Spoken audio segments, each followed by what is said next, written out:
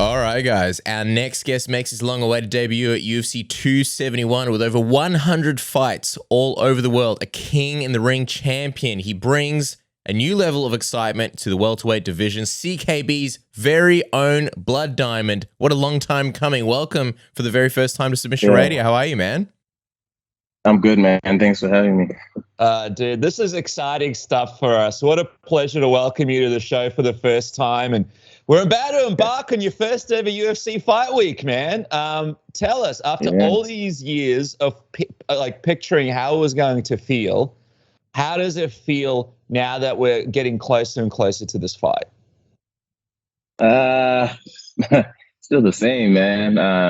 I'm just I guess I've just been focused on my training. I'm not thinking too far ahead. I'm just dealing with each situation as it comes, taking each day as it comes, really. Yeah. I guess I'm just looking forward to when I get into that cage, man. That's when the excitement starts. I'm like, yep, it's happening. Yeah, it's happening. There's no way out, Yeah, well, we were watching the great interview with you from Israel's channel, and we saw how Eugene Berriman said that there was a time that you were actually living under the cage for a year. Is that true? Yeah. I was in a bit of a rough patch in my life, and I was just struggling. And at the same time, I was just trying to look for work, and it was just a tough time, But I mean, with training and all that, it made things that much easier, So I didn't focus too much on what was going on. I'm just and I think I was also studying as well. So I'd be going to my studies, I'll do some work, and then I've got training. So my day was always occupied. So didn't feel that bad. But I'm always grateful for you for letting me stay at the gym. So I guess you're always the first one to practice, at least, right? When you were living under the cage? That's a silver lining. You'd hope to be, right, Blood Diamond? Or were you late? Are you like us? Are you late everywhere? Were you still late? Sleeping under the ring. They're like, hey, Blood Diamond, come on, we're half an hour into the session.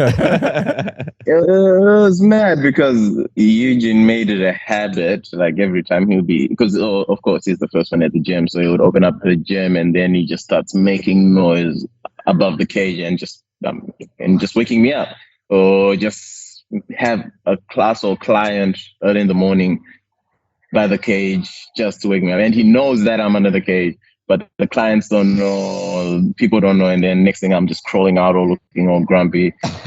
And then it's training o'clock. Yeah, I'm always amazed by people who, have had such rough patches, and it just seemed like they like, for example, Francis Ngannou, right? When you hear his backstory, like, he doesn't sound like a guy who was ever going to, make a lot of money, let alone be world famous. But he overcame that. He overcame that rough patch. Yeah. When you were living under the cage, did you ever dream that one day you'd be in the UFC, you'd be in a different position in life? Like, what were the thoughts in your mind? To be honest, for me, it was just, I've got another day, I live to fight, to train another day. I never in a million years thought I would ever be in the UFC, I'm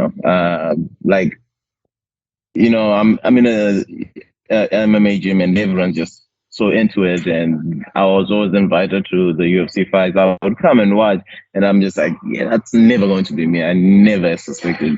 If anything, my goal was to be at least New Zealand champion. Wow. But it was just one of those things, just like, you start something, then you just don't give up, just keep chasing your dream and, living your best life and being grateful with every opportunity you get. It's a very impressive mindset, and I like it because in the interviews that I've seen with you, you talk about how you kind of deal with one thing at a time as it comes, and you focus on that one thing. And I think that's something that a lot of people can really learn from, because a lot of us just kind of try and look to the future. I know there was a moment in your incredible journey where you had moments to stop the sport and do other things. One of them was when you were going to do architecture. You were pretty close to sort of quitting, and this was before you went to China. I'm wondering, is that the closest that you got to doing something else, or are there any other moments throughout the journey that you got close to moving on as well? Well, probably I think that's the only time. And after that, that's when I knew what I really wanted. It was one of those moments that, like, okay, coming from like an African background, sports is not like a career thing. So you're expected to be the usual, either doctor, engineer, or something a lawyer kind of thing. So it's always like pushed up, like we're always encouraged to do something. They always told me that you can at least get do like a degree or something, and then you can continue your fighting. I was just really struggling, and because things were a bit hard, I'd left my job in New Zealand, and then went to visit back home again, and then I came back to visit my family in Perth. And it was just like, okay, I might as well continue trying to get this education, and then we'll see what happens in the future. But I think my mom realized that things were not, like, I wasn't that happy, so she just told me, like, yo, school is always going to be there, no matter what, it's always going to be there. But this opportunity for you to go fight in China, it may never come back, and if that happens, I don't want in future for you to resent us and, oh, mom and dad didn't let me do this. I could have been this, I could have been that, and then from then onwards, I'm like, you know what? I'm just going to focus on what I love. And like I've always said, fighting, kickboxing was the first thing I started and never gave up on. And then just having that love to fight and compete just kept me wanting more and more. I get to a high place in my career in kickboxing, I still wanted more, and now jumped into MMA, and now we're here. So yeah, it's just one of those things. Just never give up, but at the same time, just take it as it comes. So yeah, that's what I can say about that. I think it's a great moment, and for a lot of parents out there, just like, what a great way your parents handled the situation. I loved when you told the story on Israel's channel, because you spoke about how you weren't sure how your dad was going to handle it, and then he ended up being pretty cool about it. But I got to know, man, like, because we saw the footage of you getting the contract in the gym, and that was really, really cool, the way that they did it. But what I really want to know is, what was your parents' reaction when they saw you get that UFC contract? Oh, I mean, my phone was just blowing up. They were just trying to get a hold of me, and like I said in the video, I was getting ready for the next sparring session. So, but after they were just really excited.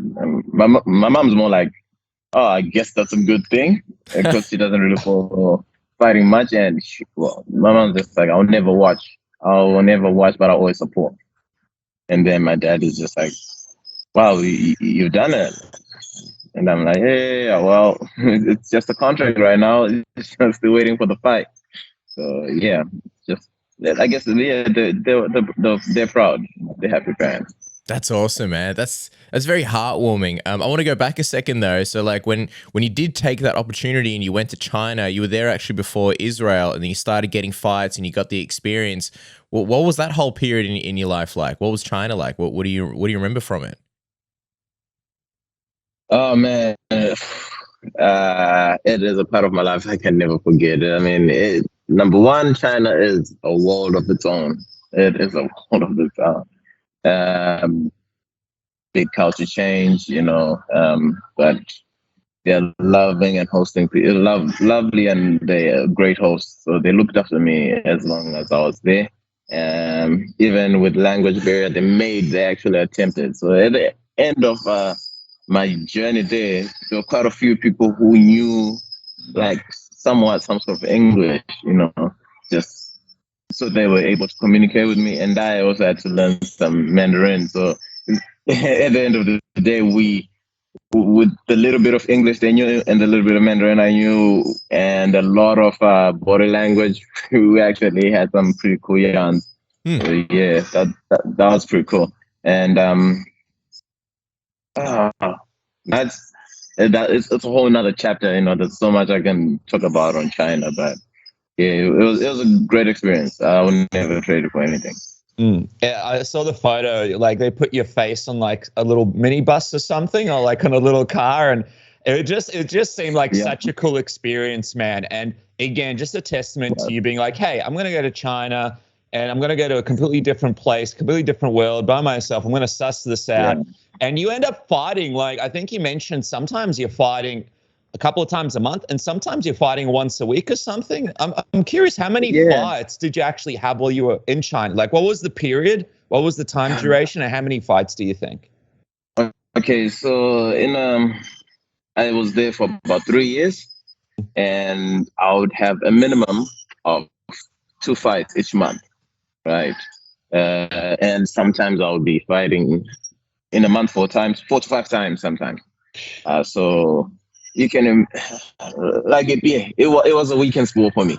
So I'm just like constantly fighting, and yeah, you lose count when you start fighting some people 2, 3, 5 times, and then and yeah, I could not tell you an exact number. Wow. I fully just I missed a lot. Like some were big shows, like massive shows, as big as they can get, and some were small shows. And yeah, I was just keen to fight whenever. So as long as my body can do it, I'll do it. I'm like, as long as I can punch, I'm good. Even if I've got sore legs, I can throw knees, all good. As long as I can punch, I'm sweet. I'll try. Do you remember a moment where like you were in one of those fights and the body was so sore and you were like nowhere near 100%? Like does one fight stand out in particular? There are a few, but this one, it is crazy. So it was one of my good friends, and he's from New Zealand, Davao. We went to this fight, right? And like, I think it was the same show. The time they basically, what happened was I won the fight, nice, clearly won the fight, but the fact that I didn't stop the guy, they gave it to him. I'm just like, what the heck? So I'm like, okay, I can't get mad about it. I just gotta finish off my opponent. And then now we're in round 2. I threw a few kicks, and basically one of my toes was literally facing to the side. Oh wow. And I'm just like adjusting on my foot. And then I caught the guy again. This time I dropped him. So as the ref was giving the 8 count, I'm like to my friend, yo, Davo, I think I broke my toe. And he's just like, what? Fuck your toe. Just you're winning the fight. So round 2 finishes, and I'm like, yo, tape this thing out, man. Just tape it up. Did it, and then I managed to finish the fight in the 3rd round. And afterwards, it's just like, oh, by the way, did you say your toe was broken? I'm like, I think it is. We'll deal with that later. Whoa. But it wasn't broken. It was just dislocated. Real badly. Oh, yeah. Only dislocated. That's crazy. Were you working a job at the time as well while you were in China, like in between all these fights? Nah. Thank God, that was right? the beauty about it. It was just full-time train and fight. So that's what made it that much easier for me to get through. They paid for my accommodation. They paid for everything. All I had to do was wake up, train, and when the weekend comes, when fight's on, I just go for a fight. That's it. I didn't need to care about anything, So yeah, and like it was a nice place, nice secluded area, like a rural area, so you don't have too much distractions. If you wanted to go to the nearest city, it's like half an hour drive. And yeah, my first year was the hardest because I had no internet, and Oh wow. it was just boring. And then Brad Riddell came through, and he came with a laptop and a hard drive full of movies. And well, after his fight, he's just like, stop this, I'm going to Thailand. And I was just here. He left me his laptop. I still owe him a laptop. It is so good. He can buy another. But yeah, it was cool. That was it, really. Yeah. Brad Riddell chased around by the government for bringing in movies that aren't allowed to be in China. Like, hey, Brad, where do you think you're doing? Where do you think you're going, bro? To this day, still not allowed in the country. He's not welcome. He's on the list. No one said they were not allowed in the country. No one said they were. Of course. And this laptop is now buried under the sea somewhere, deep under the sea, so no one will know. Hey, so yeah, Brad joined you. I saw Israel obviously joined you. Do you have any funny stories from when all of you guys were over there in China together? Anything stand out? I mean, first time Brad came over, because he was just like, "Oh man, this looks like a dump," and then so he was trying to talk to the manager to move another place because I was gonna bring his partner over, and then she was gonna teach. But it was just like, oh man. Like, yeah, it was just shocking for him. And because there was no internet as well, it was just crazy. But with Brad, yeah, he wasn't feeling it. When Iz came, he just, I guess he's more like me, was just like, oh crap. Okay, Blood is here. So since he's already done it for half the year, we'll be all good. So yeah, we had each other, and the thing was, because we fought so much, we never stayed in this real boring area. So we were always in hotels and good locations. So yeah, we will end up getting internet and all. Story with Iz. There was this other time we won a fight, and then that like. Well, to be honest, after fight you get pissed. So this other time there wasn't a fight, but the following week, so me and him went out to a club, and yeah, we just got real drunk. And the following week we had a fight. We had fights, and we're just like, yeah, that's just the life we lived, Like we realized that we are far away from home and all that. We're somewhere far away, so let's make memories, just enjoying every single step, every single bit of the journey. Play hard, train hard, fight hard, and yeah, just having each other's back, That's awesome, man. It sounds like just such a good life experience, just like such a fun period. It reminds me of almost like the movie The Beach with Leonardo DiCaprio, just like, doing new things. Brad Riddell getting chased around by the local government for his laptop. But in all honesty, don't be like Brad. Don't be on 9 out of the 10 most wanted lists around the world because you watched a few movies or streamed some things online. Protect yourself, protect your identity from any government in the world. Incognito mode does not protect you, but NordVPN does. Stream anything securely. Put any kind of credit card details or PayPal information in, knowing that nobody is going to ever be able to steal it or find it, or more importantly, monitor your browsing history. Also, if you're somewhere in the world, maybe you are in China and you want to watch UFC 271 this coming weekend, but oh wait, it's geo-blocked and you can't log into Fight Pass, fire up the NordVPN. You've got access to content from over 59 countries and thousands of servers by changing a virtual location with one click. It does the same thing for Netflix. Maybe you're in Australia and you want to watch US shows on Netflix. You want a brand new catalog. You don't want to pay anything extra. Just turn it on and change your location to whatever you want. The America, UK, Switzerland, and see what kind of new shows you can watch. And the best thing is there's no buffering speed. There's no more bandwidth throttling. You stream securely. You connect with one click. And it is just as fast as any other regular internet that we use. But with the protection. Isn't that right, Dennis? Yeah, man. So go to nordvpn.com/submission or click the link in the description below. Use code submission, get up to 70% off your NordVPN plan plus 1 additional month for free. It's risk-free with Nord's 30-day money-back guarantee, the equivalent of buying 1 cup of coffee a month. A very small price to pay to keep that head on the swivel and secure your protection. Do it today with Nord. And Cass, man, this card, I cannot wait. Just talking to Blood Diamond right now, there's so many great fights to look forward to. There is only one place to make some serious cash, though, on the fights that are coming up, and that is with my bookie. You guys can double your first deposit with a code word submission. Let's have a look at the odds real quick right here. We got Robert Whittaker versus Israel Adesanya. Robert Whittaker plus 210. Israel minus 270. What about this fight? Tai Tuivasa versus Derek Lewis.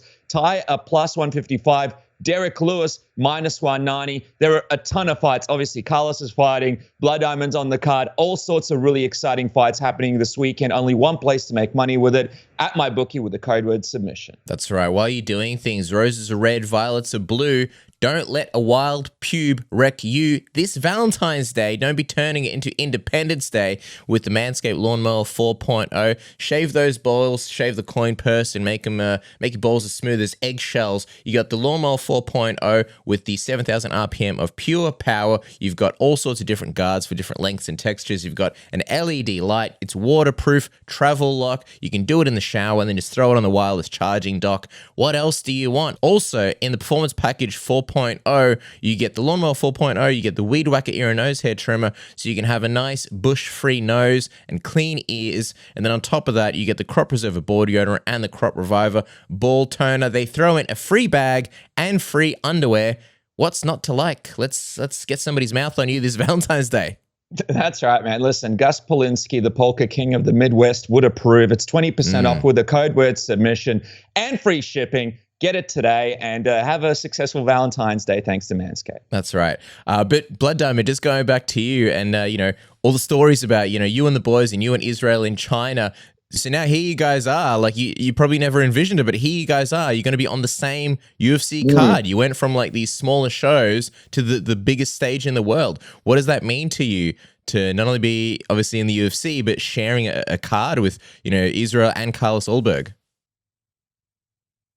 Oh man, like like when Iz got into the UFC, don't get me wrong, I was happy for him, but I was only gutted in the sense that I was just like, I might never fight on the same show with him, So that's kind of, for me, I was just like, that's my brother. I enjoy it. Like, we always have a blast every time we're on the same show.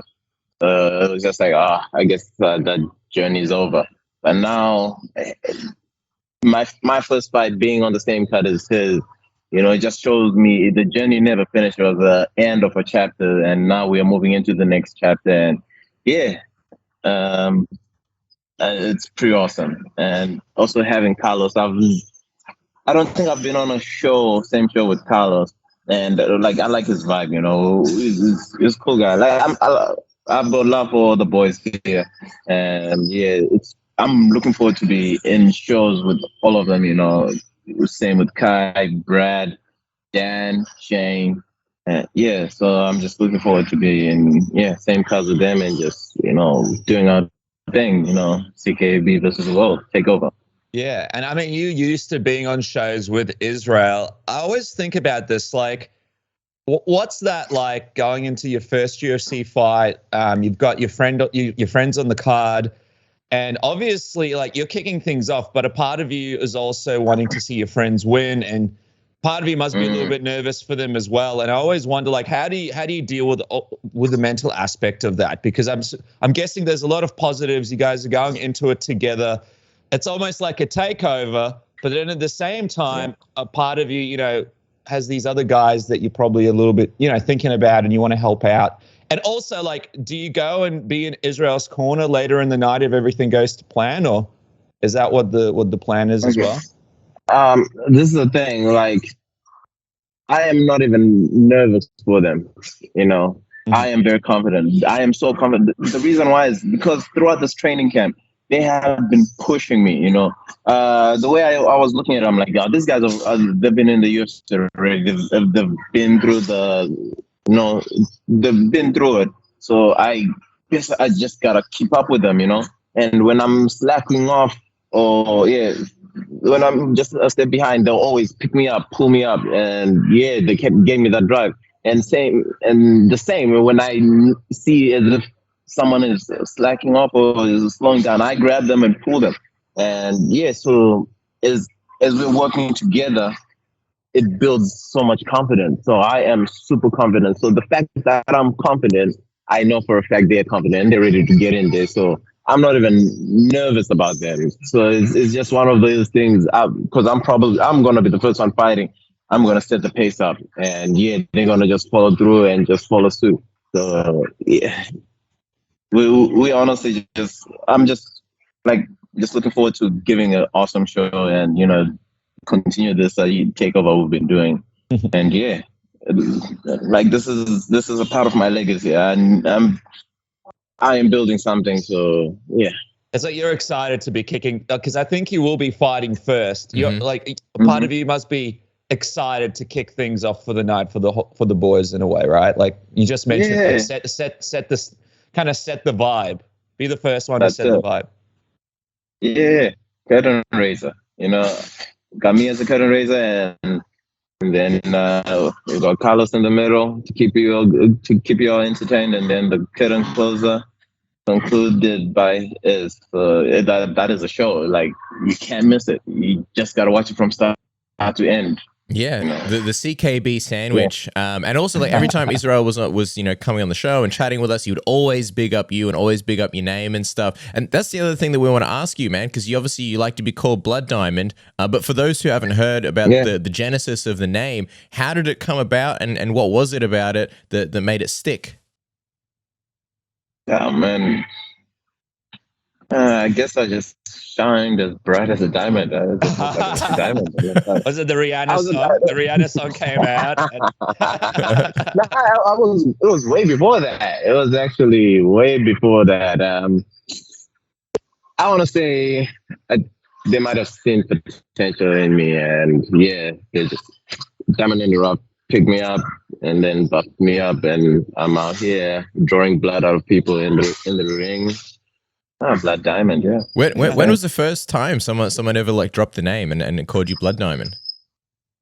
I think it was actually the first day I was in the gym. Oh wow! Just like, yo, Blood Diamond. I'm like, huh? At first I'm just like, oh, what? Oh. And then they just keep getting called that, and then you realize, oh yes, that's now officially a name. It is what it is. And like at the same time, I'm like, I've been called quite a few names, and I'm like, I don't mind this one. Like, how can I complain? I'm just, okay, we'll go with that. Yeah, I like the sound of that. What I like about the background of this name is I saw in other interviews you said it might have been inspired by the movie Blood Diamond. So it's kind of like the Joker in The Dark Knight. We don't quite know how it came about. And I have a feeling in different interviews, you're just going to be like, someone had a diamond in the thing. And they're like, hey, it's just going to have a different story every time you speak to someone. And I don't blame you, because I think during Media Week, you're going to get asked this question about 20 million times. But I am curious, though, like, what did the UFC say? Is it official? Will you just be referred to as Blood Diamond for your walkout and introduction? Can you confirm? Well, I asked, and they haven't said no. So I guess so. I hope so. Yeah, I think that was one of the first things I asked for. I'm like, if I'm gonna ask for anything, I've gone through my career with this name, so why not? This is the legacy of Blood Diamond at the end of the day. So yeah, keep it that way. And honestly, it's come to that point, like. In most cases, when people call out my real name, I'm just like, I don't even answer. Like, really? And then they think I'm just not. I'm so used to being called Blood Diamond. I'm just like, because to be honest, Michael is a very common name, and there's always going to be so many of them. So I'm not dissing that. It's a great name. I mean, come on, that is the Archangel of War. Oh yeah. And it kind of suits me with the things I'm doing, but just to have that point of difference, Blood Diamond. Why not? Yeah, I mean, there have been some Michael Bisping. He became a world champion. Michael is a great man. Michael Keaton, good Batman. Yeah. There's so many of us. I guess just want to be want to be a bit different. Why not? I mean, CM Punk was called CM Punk, when he got into the ring, into the cage. So if people just called him Phil, I don't know how good that would have gone. But CM Punk's a good reference, because every time he tells a different story when asked what CM stand for. Sometimes it's chick magnet, sometimes it's something else. So that's something that you guys share in common. Please tell me that your parents call you Blood Diamond. Please tell me that when you speak to them, they call you Blood Diamond as well. My dad does. Really? That's sick. He does. Yeah. He got the memo. Every time he calls, he's just like, Blood Diamond. I'm like, hey, man. How you doing, mate? Yeah. So, yeah, he did.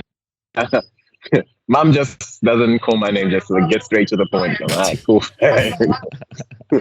Yeah. So yeah, it's cool. Even my family calls me that, so it is what it is, you know. Again, it's my preferred name, and if someone says otherwise, it's just the same with them. Someone can't come to me and be like, hey, my name is John, and then I'm like, no, what's your middle name? I want to call you what? Samuel? Okay, I want to call you Samuel. He's like, no, I introduced myself as John, so be respectful and call me John. So the same as me. I'll introduce myself as Blood Diamond, and yeah, if Blood Diamond is too much for you, you can call me BD. Call you what? We'll get into that whole BD, thing, like BD. BD. Yeah, and then it'll be like that whole CM Punk thing you've said, and then it'll be another. Yeah, that's another thing we can get into. Well, let me ask you this, man, because obviously you're fighting Jeremiah Wells, who's coming off a very nice KO in his UFC debut against Alvarez. And we were talking to Eugene Behrman, and he mentioned how exciting and unpredictable your style is in the ring. He said he was joking around, and he's like, it's impossible to really tell Blood Diamond what to do when he gets in there. So it got me thinking, man, like, how do you go about formulating your game plan when you're in there? Are you like a feel and see how it's going type of guy? Or do you do like pre-planning and watch lots of footage on Jeremiah Wells and figure out a few things that you'll be doing in there beforehand? What's your mindset to it? Yeah, to be honest, for me, I'm just like, you just tell me what I need to do and I'll do it. and you just like, just do you. And yeah, we'll see as we go, and we'll fix it up as it goes. I mean, being in China also, it helped. That's probably one of the ways it helped my style, because in China I never could find fight footage of people. Number one, their internet is all in Chinese, so I couldn't actually search them. And number two, my opponents could get changed just within an hour, and then after someone else. So it's one of those things. It's hard to get prepared for that. Okay, so my career, it's been hard to prepare for anyone, and at the same time, because like you said, my style is something a bit different. It's hard to say, oh yeah, that person's gonna move or do the same things as they did in the previous fight. So we just gotta get in there and find out, So yeah, it's hard to say how I'm gonna prepare for anyone as much as they are gonna get prepared for me. Do you have any idea how you see this fight going? I'm not silly enough to ask you a prediction, but when you visualize, how you finally get your hand raised after this long-awaited UFC debut, what are you expecting from this fight? Oh man, because of the kind of guy I'm dealing with, I feel like it could possibly be like a fight of the night kind of thing, because like it's like just watching him, I just watched his last fight, and I'm just like, man, this guy is down to fight. He's like a fighter. He wants to fight. There's no politics. There's no what. He actually enjoys it, and I also enjoy it. So we're just gonna meet in the middle, and yeah, like don't snooze or you lose. So yeah. I couldn't tell you exactly what, because yeah, he's quite skilled. So, and yeah, let's see how it goes. Really, again, I couldn't tell you, and I'm not really looking that far ahead. I'm looking forward to the next training session I have right now. So that's my main focus. I can't be focusing on something that's happening later on in time. So yeah, just take one step at a time. Understandable, man. Well, there he is, Blood Diamond, BD. Yeah. Nobody knows what BD stands for. Some people say it's Blood Diamond. Some people say it's Big Dick. Some people say it's something else. I've been waiting since you said BD to say that. I was like, the moment passed. I'm like, we have to go back to it. Man. When you said BD, I was like, it's just there. The joke's just there for it. You can use your own imagination for what it stands for. But Bruce Buffer will be announcing him. That's it. Follow the man on Twitter and Instagram at @blood_diamond with the 0 for the O. Sorry, on Instagram. And also, if you're looking for some meal prep, check out Blood Diamond and his friends' meal prep company, rushhourbites.co.nz. You can follow them at rushhourbites.ig. I hope a Chris Tucker cameo at some point. It would only make sense. Have fun, man, and good luck this weekend. Appreciate your time, Blood Diamond. Fun chat. Thank you. Thanks for having me. Cheers, guys. See you, Blood Diamond. Bye.